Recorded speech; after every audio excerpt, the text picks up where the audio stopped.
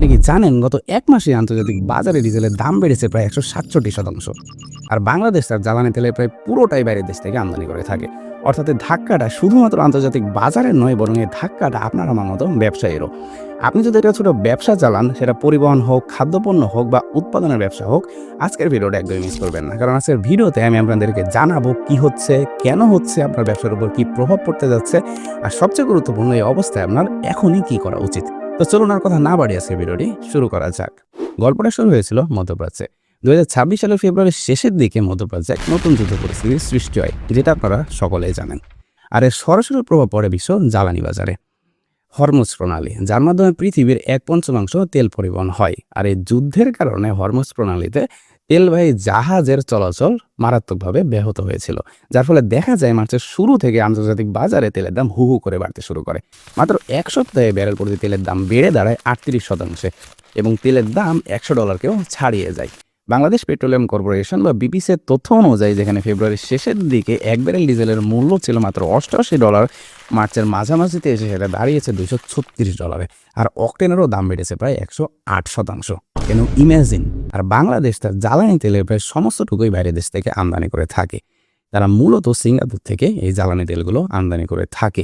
আর দেশের মোট জ্বালানি তেলের ৬৩% চাহিদা পূরণ করে থাকে ডিজেল। আর এই ডিজেলের ৮০%ই কিন্তু বাইরের দেশ থেকে আমদানি করতে হয়।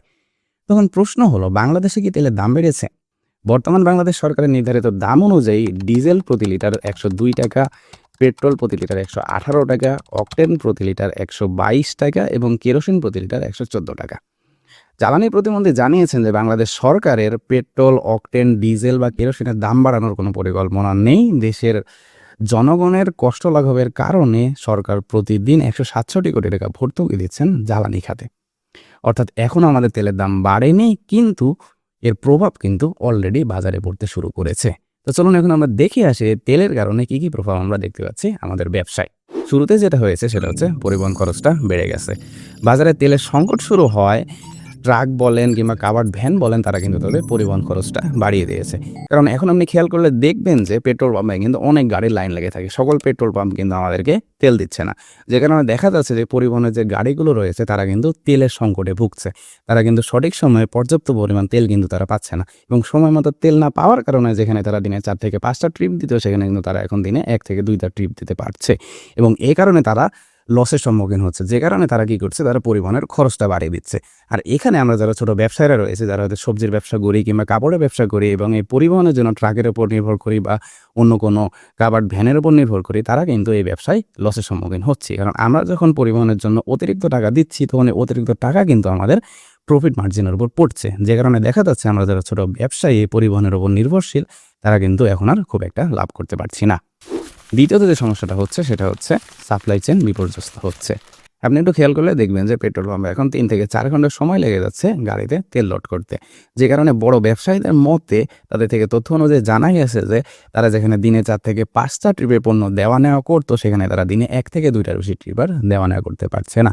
যে কারণে যারা ছোট ব্যবসায়ীরা আছে তারাও কিন্তু স্টক পাচ্ছে না, পর্যাপ্ত পরিমাণ পণ্য পাচ্ছে না, সময় মতো পণ্য পাচ্ছে না, যার ফলে দেখা যাচ্ছে সাপ্লাই চেইনে বেশ একটা গ্যাঞ্জাম শুরু হয়ে গেছে।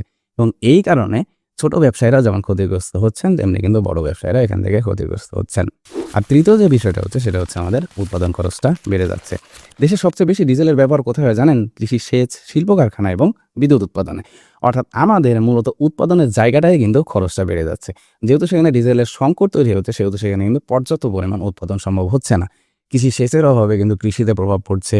শিল্প কারখানায় ডিজেলের অভাবে সেখানে পর্যাপ্ত পরিমাণ পণ্য উৎপাদন করা সম্ভব হচ্ছে না। এমনকি বিদ্যুৎ উৎপাদনের ক্ষেত্রেও কিন্তু আমরা বিভিন্ন ধরনের সমস্যার মুখোমুখি হচ্ছি। আর এই সমস্ত কিছুই হচ্ছে জ্বালানি তেলের সংকটের কারণে। যেহেতু সেখানে সংকটের কারণে পর্যাপ্ত পরিমাণ উৎপাদন সম্ভব হচ্ছে না, সেহেতু কিন্তু এটা সরাসরি চাপ যে পড়বে আমাদের ফাইনাল পণ্যতে। অর্থাৎ আমরা যারা পণ্য কিনি, অর্থাৎ আমরা যারা কনজিউমার, এমনকি যারা বিজনেসম্যান, যারা ব্যবসা করার জন্য পণ্য কিনে এবং যারা ব্যবহার করার জন্য পণ্য কিনে, তারা সকলে কিন্তু এর কারণে ক্ষতিগ্রস্ত হচ্ছে। কিন্তু এখন প্রশ্ন হচ্ছে, এভাবে যদি চলতে থাকে ভবিষ্যতে তাহলে কি হবে? বিশেষজ্ঞদের মতে যদি এভাবেই আন্তর্জাতিক বাজারে তেলের সংকটটা চলতেই থাকে তাহলে কিন্তু খুব বেশি দিন আর তেলের দাম ধরে রাখা সম্ভব হবে না। কারণ বাংলাদেশ সরকার অলরেডি কিন্তু প্রতিদিন এই তেলের জন্য অর্থাৎ এই জ্বালানি খাতে 167 কোটি টাকা করে ভর্তুকি দিচ্ছেন। বাট যখন দেখা যাবে এটা কন্টিনিউয়াসলি এই সংকটটা চলতে থাকবে তখন কিন্তু বাংলাদেশ সরকারও একসময় এই ভর্তুকিটা দেওয়া বন্ধ করে দিবেন এবং তেলের দাম কিন্তু বাংলাদেশেও বেড়ে যাবে। এখন প্রশ্ন হলো আমরা যারা ব্যবসায়ীরা রয়েছি তারা এখন কি করতে পারি?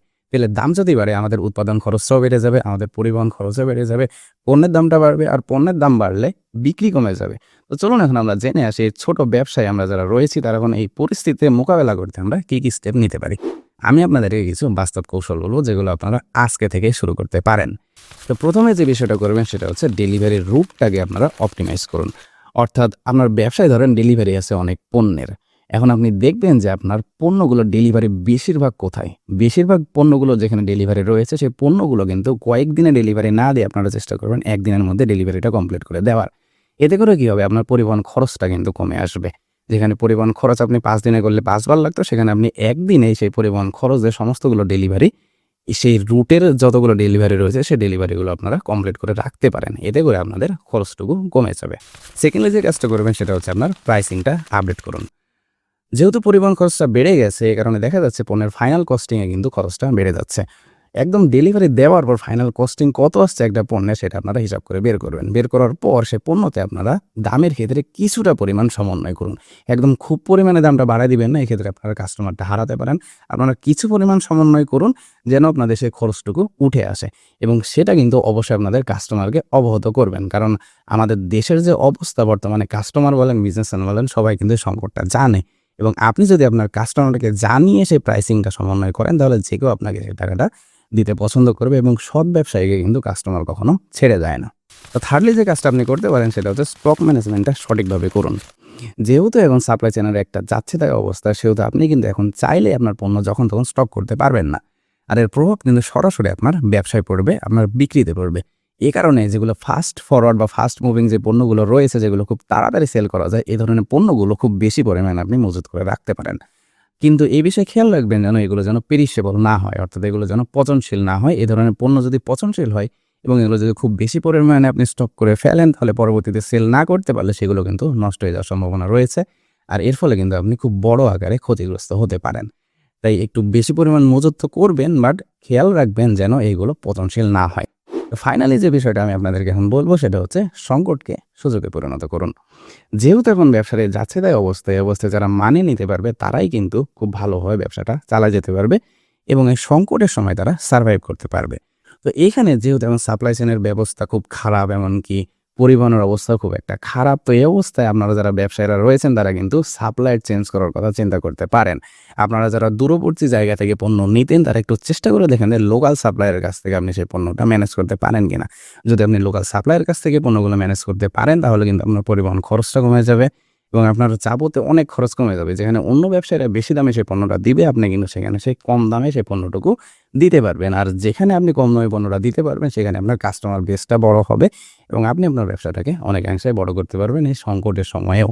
তো এটাই ছিল আজকের পরিস্থিতি। বাংলাদেশে কিন্তু এখনও তেলের দাম বাড়েনি, কিন্তু বাজার কিন্তু অলরেডি নড়তে শুরু করে দিয়েছে। আপনি যদি একজন ছোটো ব্যবসায়ী হয়ে থাকেন তাহলে এই মুহূর্তে আপনার উচিত হবে আতঙ্কিত না হয়ে প্রস্তুতি নেওয়া।